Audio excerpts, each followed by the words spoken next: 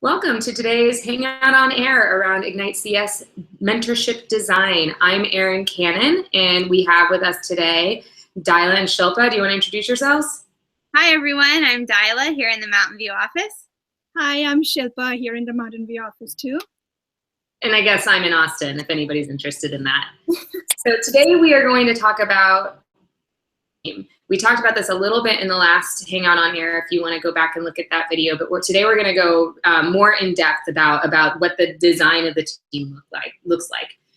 For those of you who are just tuning in for the first time and are more interested in hearing a little bit about the Ignite CS program, what we do is we empower groups of college and university students to impact their local communities through CS mentorship and outreach. So basically what that means is that you design an outreach program that best serves your community, and we provide the resources, the support, and funding up to $10,000 to implement that program. What we are hoping to accomplish with this is to create an experimental and fun space for all of you college students to encourage other students and younger students in CS, and for them to get excited about CS just like you did. So if you are interested in learning more about that, feel free to check out our website, g.co/IgniteCS. And if you have questions, you can always ask us. We are at ignitecs@google.com, and we are more than happy to hear from you. So today we're really going to talk about the foundation of the Ignite CS program, which is assembling your team. We're going to talk about the roles and the responsibilities, tips from our team and from past mentors as well. So we'll get started. If anybody has any questions, feel free to ask them, and we will, as they pop up, we'll stop and answer them. So first we're going to talk a little bit about mentors, the mentorship part of the team. So Shilpa, do you want to take us through what it means to have that piece of the team? Of course. Mentors are the pillars of the program. They build the program, they work with the flow, and they deliver the program. So they are the pillars of the program. When you talk about mentors, this whole thing is supported by two different types, even though they're all one kind, but it's two different kinds of people who are supporting the program. One we call as student leaders, who kind of lead the team and at the same time helping the mentorship on the ground. And the other one are mentors who are more into delivering the subject that you're teaching to the mentees. When we talk about student leaders are the ones, they focus more on managing the team, on organizing the team, creating the final reports, doing coordination among team members, and defining responsibilities for other team members. And when we talk about on-the-ground mentorship, we are moving towards mentors who are more into teaching the mentees on the ground. They go out to the places where they're going to teach the mentees, deliver what they're going to plan to teach, and run the whole program. Now, sometimes our mentors who are doing the on-the-ground mentorship can also take part in the organization of the team, support the team in other different ways. So together it's one team, but kind of different responsibilities. One group that leads the team and the other group that leads at the same time supports the team with mentorship on the ground. When I talk about on-the-ground mentorship, I would like to mention that during the time of application, we require at least 2 student leaders to apply, because we want the team to be supported by 2 student leaders, because one from upperclassmen, one from underclassmen, because we want the legacy of Ignite CS to go on. If something happens, if one student leader is not being able to do the duties for some reason, the other one can support the team at the time. And during the application, we require 3 on-the-ground mentors to be part of it, because our total application number is 5, and that's a part of our criteria. So one question for you, Shilpa. Can there be more than 5 undergraduate students that apply at a time, or do students apply in groups of 5? Of course, there can be as many undergraduate mentors during the time of application, as many mentors that you have in your team can apply, but the minimum has to be 5. 2 student leaders and 3 mentors, 2 student leaders, 1 from upperclassmen, 1 from underclassmen, and 3 mentors who are supporting the team. Great. So in thinking about that and in thinking about how many mentors that you might have on your team, let's hear from Dyla about some best practices around what that looks like in shaping the program. Sure. So as Shilpa mentioned, the mentors are really the pillar of the program. But of course, you also have the mentees, right? So the mentors are there for the purpose of building the relationship with their mentees, for growing the program, for supporting the mentees and exciting them for computer science. So a question that comes up is, what's the ratio? How many mentors should we have to support the mentees? And the general answer there really is, it depends. So it depends on what kind of program you're running. It depends on age, if it's a hands-on program, if it's a collaborative program, if it's very self-driven. So it really depends on what kind of program you're running, what kind of groups it is. But we really encourage, as Shilpa mentioned, a big group of mentors to apply, more than 5 if possible. However many you want to apply can totally band together and group together and apply to the program. So the more mentors that can group together and help the younger students, the better. And that ratio always helps, but it really depends on the type of program. So in terms of reaching out to gain other student mentors to boost that number to be bigger than 5, it's really important to be able to reach out to a diverse group of audiences within your school.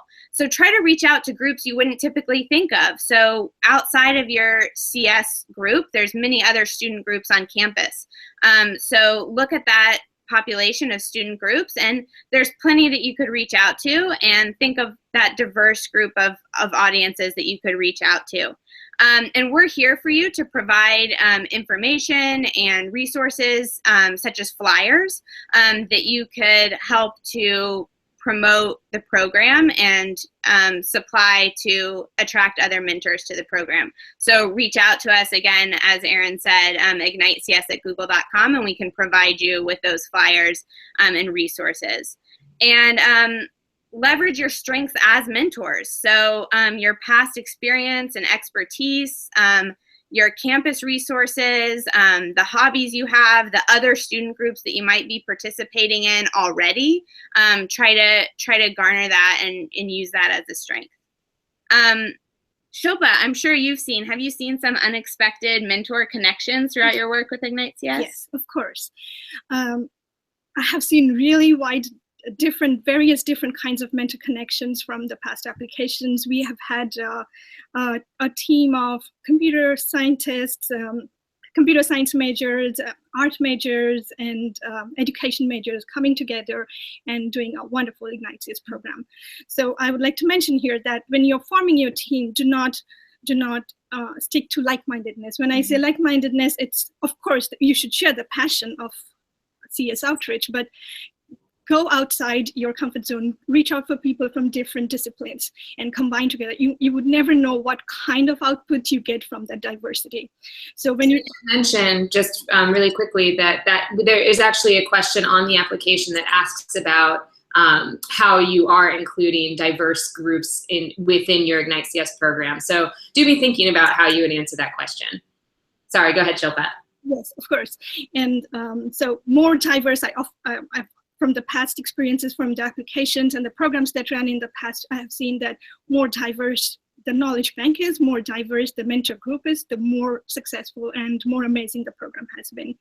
So the forming stage is very essential here, because that's when you form your team. So be open, reach out to every different student in your campus, reach out to people you know, people you don't know, and let the word out and form your team, because that's when different people could be strangers before come together and form a group that's going to yield amazing results in future.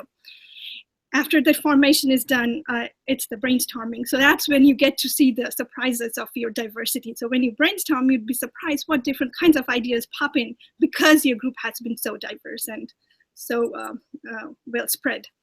After brainstorming, of course, and you take all the inputs from different area, and then you find the best practices, which is again a result of that diversity from a wide knowledge bank, you find the best practices, you optimize your actions, and then it's your performance, it's showtime. Absolutely. And, you know, something I just want to zone in a little bit on something you just said there, Shilpa, which is in talking about the different strengths that your team has, you can really see that maybe, you know, in going back to what we said earlier about different roles for different team members, you can really see that different team members can contribute to the team in different ways when you have that diversity. So for instance, on our team, you know, Shilpa does a lot of the work that has to do with numbers. Shilpa has a PhD in math, so she does a lot of our data analysis and all of those things, and looks at the numbers for us, and she's great at it, and she sees things that I wouldn't have seen. And Dyla is a wordsmith. She's really good with the language and the communication, so she looks at things and makes it less confusing than maybe I would do. And I'm really bossy, so I do the overview for Ignite CS. So having different strengths can make your overall program stronger as well. And speaking about that, I just want to take a couple minutes to talk about what it means to have a shared commitment and a shared vision for a program. So when you are doing your outreach to other mentors, it's really important that you all have the same expectations for what the program is and what you want it to be, so that you're not upset or confused later on down the road when, you know, it turns out that, you know, Dyla wanted to mentor for, you know, middle school students, and Shilpa actually wanted to be in the classroom at a high school, and I wanted to do a hackathon series in an after-school program. So the more that you can talk and communicate with each other about what it is you want to do as a group, the better. And this can also be a really good place for student leaders to help. So there can be a diverse, you know, it's limitless what you can do for a program. So a good student leader with the help of a faculty advisor, which we'll get into a little bit later, can help to guide toward a decision that everybody in the group feels comfortable with. So another thing to think about when you're forming your team of mentors is the commitment factor. So what is the time commitment going to be like for Ignite CS for your group? Are you going to have planning sessions at regular intervals? How long are they going to be? Making sure that everybody who's involved in your Ignite CS program has the same expectations for what that time commitment is going to make it go a lot smoother down the road when you start to implement. If you frame it as something more flexible from the beginning, then you're going to have a lot of different people who have different expectations. So setting those up front is a good way of setting yourself up for success. So Dyla, just thinking about the shared vision and expectations, do you have advice for students who are trying to create that shared vision? And then the follow-up question to that is, how do you make sure everyone is committed to the same degree? Sure. So setting those expectations up front is definitely a good starting point, a good jumping off point. And building off that, setting a division of work streams is some advice I would give, a good point of advice. So you can bucket similar tasks. So things like writing a curriculum, program evaluation, mentor coordination, things like that. These are all things that you can work on together and set similar expectations on, like Erin said, right from the outset. And make the expectation that the workstream lead kind of oversees all these, but setting that bucket of similar tasks to work on together and to work on collaboratively, that collaborative expectation that you will work together as a group and not put all the ownership on one person, so that if that one person is busy with exams, has a stressful week at school, so that work stream does not fall apart because that one person is busy. So setting that division of labor, spreading out the responsibility, but also having someone who can be kind of the overseer. And then also setting a project plan. So here at work at Google, we are very, as a team, we set project plans. So we have, deadlines for things. We say what our action item is going to be, when it's due, who's going to be the person that holds the team accountable. So setting a project plan and sharing it with all the mentors. So everyone's on the same page. Everyone knows, when do we need to have this by? Who do we need to have it to? That is a really helpful piece of advice I could give, just to share with everyone. Share it with your faculty advisor, with any volunteers, so everyone's really on the same page and knows what the expectations are of the program, and just knows the general feel and what's going on. And we will have a more in-depth hangout on air around that piece of the puzzle and in a volunteer tracker and things like that on September 8th. So tune into that. Dyla, you just had the perfect segue. Let's talk a little bit about the faculty advisor and in the role of the faculty advisor. So now we're moving away from the mentors piece of the team and onto that faculty advisor. So the requirement is that your mentorship team has at least one. So tell us a little bit about that role, Dyla. Sure. So, Shilpa mentioned at the beginning that the mentor you is that pillar, but the faculty advisor is really a role that can support you and support that pillar and holding you up. So the pillar of the mentor, supported by the faculty advisor, really works in conjunction together. And the faculty advisor, one of the primary roles is to coordinate funding disbursement.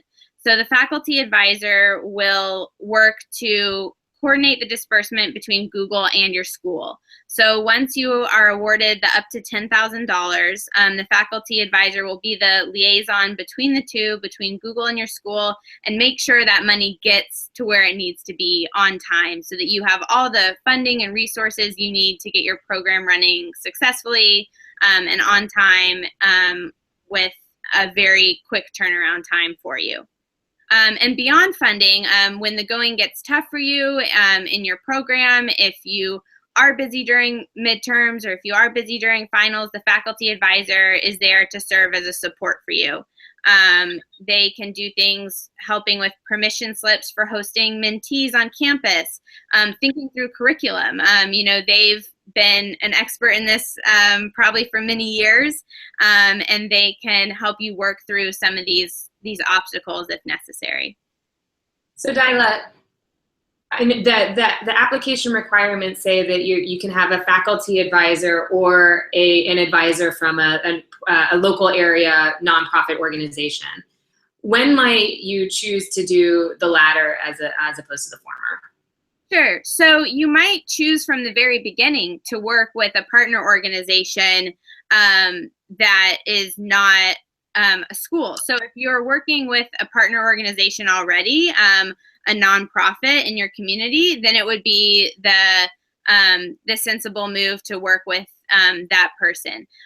Also, if a faculty member is not available, if they're having a very busy semester and they're just not available to help at that time, instead of just feeling like you can't do the program this semester, it is possible for you to reach out to someone else in the community, to a nonprofit or another partner organization in the community. So not all is lost if you can't find a faculty advisor at your school. There are other people you can reach out to help support the program. If you can't find a faculty advisor in your CS department, does that mean that you can't run an Ignite CS program? No, not at all. So there are lots of faculty at your school, and a lot would be willing to help with this program, I'm sure. So the faculty advisor does not have to be from the CS department. Any faculty advisor can help run the program. Wonderful. So let's talk. Oh, go ahead. I'm sorry. I think I just talked over myself. Let's talk a little bit about the community partnership now. Dyla just gave us a quick overview of what that partnership could look like if you are using a community partner as your advisor. But for those programs where the community partner is a piece of the team, but not necessarily that advisor role, Shilpa, can you tell us a little bit about what that element of the program looks like? Yes, of course. Community partners, they not essentially, if it might not sound as a part of the team, but it's an essential core part of the big Ignite CS team. Without community partners, Ignite CS doesn't exist. So it's very, very important to work on the community partner part of the program. So when you are looking for your community partner, when you're looking for the organization you're going to work with, there are several variables that comes into picture. Variable number one is the location. So that would help you and guide in selecting a community partner. So how convenient is the location for you as a mentor and for your mentees and for other people who are supporting your program? It should, people who are participating in your program should be able to reach there without much hassles. So host location is very important. Transportation, another variable is transportation. How is transportation available? If not, are you going to provide the transportation? So taking transportation, convenience of reaching the community partner location or host location, all these would help you in figuring out who would be your good community partner. The second variable that can guide you towards your community partner is what kind of mentees are you planning to mentor? What's the age group of your mentee? Are you going to work with elementary school kids, middle school kids, or are you going to work with high school kids? If you are planning to work with elementary school kids, or low middle school kids, they like see more visuals and like to do more concepts. And it's more of a breadth. If you're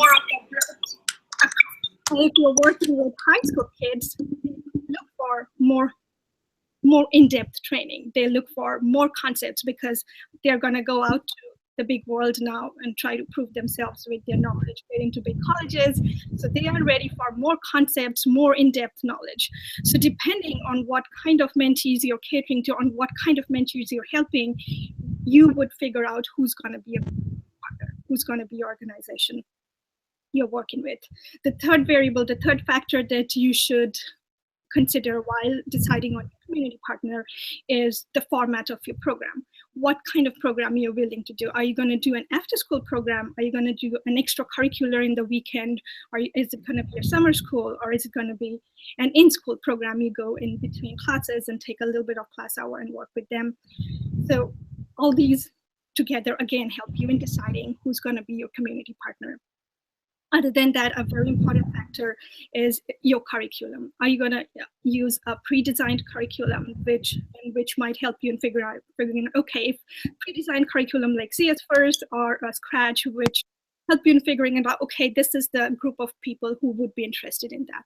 Or are you going to design your own curriculum? And based on your partner organization, you can design your own curriculum, or you can design your curriculum and then select your partner organization. So if you design a curriculum for high school students, you can target community partners which have mentees of high school range. Other than that,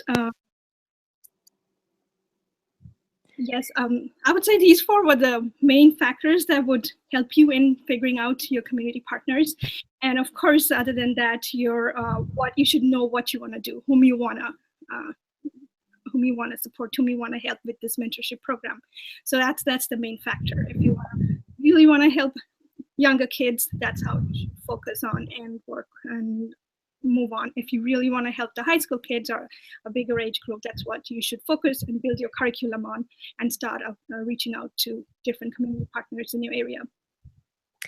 So now let's just take a couple minutes to talk about recruiting that community partner. As you know, Shilpa, you were just saying, if you have an idea of what age you already want to work with, that's a really great place to start. If you're not sure what age group you want to work with, or if you know, but you don't really know the right people or the right places within that age group to start with, a really good thing to do is leverage the existing partnerships that your campus might have. So campus career services often will have partnerships with local area schools and organizations.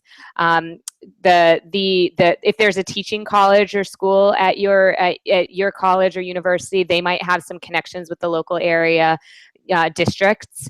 And if you have a faculty advisor, they might know of the local area connections and might be able to kind of help guide and pave the way that way into some of those existing partnerships already. You can, when you're doing your outreach, we strongly suggest that instead of just sending an email, which can be filtered out and lost or not taken seriously, that you either go in person and find somebody to talk to about it, in person, or call. You can also call ahead to see who that person might be and then maybe book an appointment with them so that you can have a substantial prepared meeting ahead of time.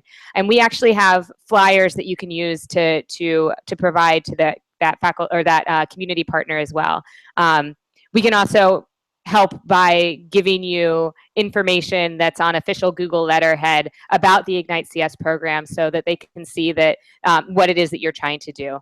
When you're having those meetings, what is important to do is be very transparent about where you are in the process and let the school know that no, this is not set in stone yet. This is something we're applying for and something we really want to do, and we'll know about funding decisions, in a month or so, and we'll be able to let you know for sure that we're able to do our mentorship program. So another thing to think about when you are doing your outreach to community partners is the value that you're bringing to them. What you're trying to do is provide free access to computer science, which is something that's very important right now with CS for All as an initiative that's out there. A lot of schools don't have access to computer science, and the fact that you want to bring that to local area schools is pretty amazing. Talk that up. Talk about what it is that you want to do. Talk about how impactful and meaningful that engagement can be. Talk about how your diverse group of Ignite CS participants can really get students who might not see themselves as computer scientists excited about this new and interesting field. If you are doing outreach to schools and you want our help, email us at ignitecs@google.com and let us know, and we can do what we can to help get you going and to help bolster that that relationship. So Shilpa, a question for you around the community partners. When do you recommend that student mentors start their outreach and start reaching out to their community partners? Good question. It's sooner the better. As soon as you're ready, as soon as you know that you're gonna apply for Ignite CS, that's when you should start looking for community partners. So few words of advice I have that when you start looking for your community partners, you should have a plan with you. You define your plan, define the service that you're going to offer to your community. Go to your target schools, have a list of your target schools that you want to cater to, that you want to support, and present your plan. So you have to, when you present your plan, make sure you build that credibility. They should be able to trust you with the plan that you have for them. So to build that credibility, so you have to build some collaterals, use presentations, use stuffs that we have. We can help you out with that too. And the fourth factor that you should keep in mind is be ready to face hindrances, because there would be many questions that you would face when you look out for a community partner, when you go to a school and say, okay, we are here with this plan and we want to execute it here, we want to do it here. A lot of questions you would face. So be ready for all these questions, be ready to answer these questions, be flexible and be respectful at the same time. And like Erin said before, when you're talking to community partners, be transparent. If you do not have the funding yet, let them know we are working towards it and it's in process. We don't have the funding yet, but we have started our process and that's why we are here. So be transparent. Yes. Yes. So a question for you, Shilpa. Can groups of mentors apply for Ignite CS funding if they don't have a community partner solidified? Of course they can. So you can apply for Ignite CS if you do not have a solidified community partner. All you have to tell us that this is your plan and this is what you're planning to do. This is whom you're planning to work with. And I would like to mention at the same time that we have seen programs in the past that have planned for a kind of community partner, but they ended up working with a different set of mentees. So if it doesn't work out, not a big deal. You do not have to stick to the same community partner. As long as you're able to reach out to your local community in one way or the other, that's what matters. That flexibility is really important. Shilpa, can you take us through now the last piece of the team, the Ignite CS team? So we talked about the mentors, we talked about the faculty advisor, and just a reminder, at least 5 student mentors, 2 of whom are student leaders. 1 student leader should be an underclassman and 1 student leader should be an upperclassman. And then you have the 3 additional undergraduate mentors. And then you have a faculty advisor who may be either a CS faculty member, they could be a faculty member from somewhere else in your college, or they might be an advisor from a local area nonprofit that you're perhaps already working with. And then we talked about the community partner aspect, you know, if that's a school that you're working with or if it's a nonprofit, and really telling them about what you want to do and having that partnership in place. And then the last part of the puzzle would be those mentees themselves. So who is it that you're engaging in and how? So Shilpa, maybe you can spend a couple minutes telling us about that. Mentees. So the whole program is built based on mentors giving out, it's delivering their knowledge to mentees. So it's a wonderful structure. So mentees are very, very essential part of Ignite CS. And so when you reach out to your community partners as mentors, what you're actually trying to do, you're reaching out to your mentees. When you reach out to your mentees, you are helping them out. Your goal is to make them see that there is a computer science world that exists, which is not for a specific section of the society, but it's for everyone, and anyone can be a part of it. So due to CS stereotypes that exist, be very specific, or be open to use words like creative thinkers or problem solvers so that you can inspire your mentees. You can make them feel, okay, computer science is not just for a few stereotype section in the society, it's for everyone. All of us can be a part of it. So focusing on words like creative thinkers and quotes like design your own app, build your own technology, be a creator of technology rather than being a consumer, all can inspire young mentees a lot. So when you're out there recruiting mentees, use those catchy phrases so that gets them excited about the program.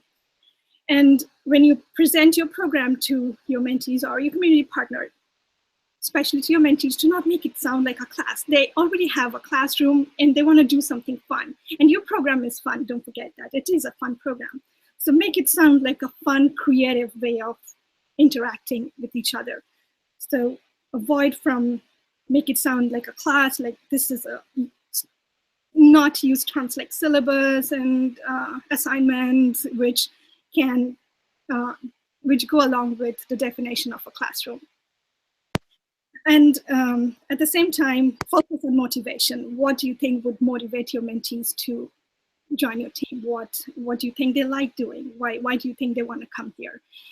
And at the same time, think about the age group of your mentees and then talk to them. So if you are, like I stated before, if you're trying to work with a smaller age group, look for a breadth presentation, or when I say breadth presentation, it's more hands-on, more visuals. They like to see fun stuff that they create, more pictures and more hands-on. And when you are when you plan to work with high school kids, it's going to be more in-depth.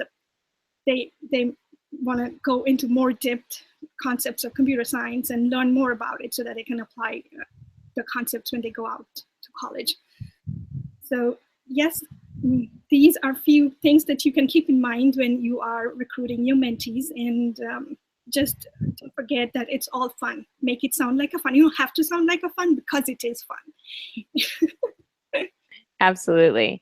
And also remember when you're thinking about, and I think Daila mentioned this earlier, when you're thinking about recruiting mentors or mentees and working with mentees, that if you're working with a local area school or nonprofit or whomever you might be working with, ask them about things like permission slips, and you can ask them. They will probably already have a sense of what you need in order to actually work and interact with the students themselves. So it's a really good place to start.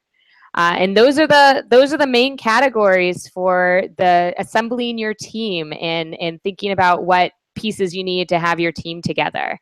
We don't have any questions in, so I will just give a couple more pieces of information, and then we'll see if Daila and Shilpa have any last words for us. So our application is actually live now. So you can go to g.co/IgniteCS and apply for Ignite CS funding. I do encourage you to look through that application information before applying and make sure you have all of the eligibility requirements in place first. Reach out to us at ignitecs@google.com for any questions at all.